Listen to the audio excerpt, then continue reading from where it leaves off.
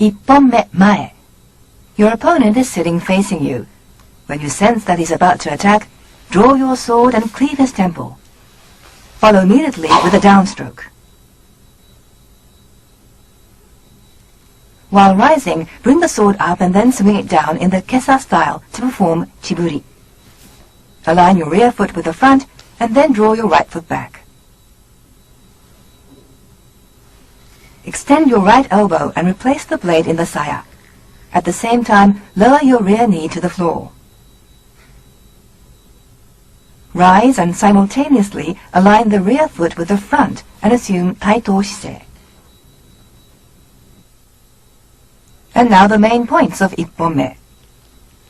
When striking your opponent's temple, make sure that the saya is pushed way back.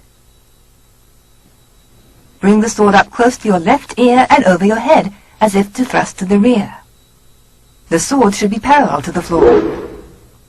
On completion of the downstroke, the kisaki is slightly lowered.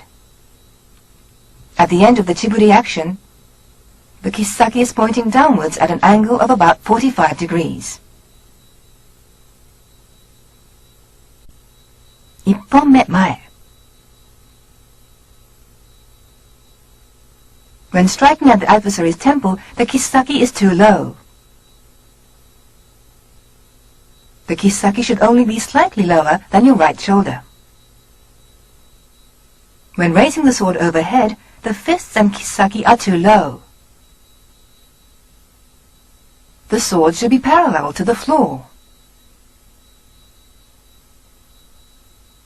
If the sword is held this way, the kisaki becomes too low. Slightly tighten the hold of the little finger of your left hand.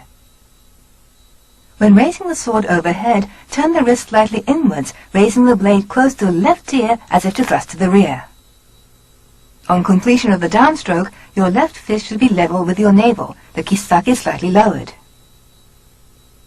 On completion of chiburi, the kisaki is too high.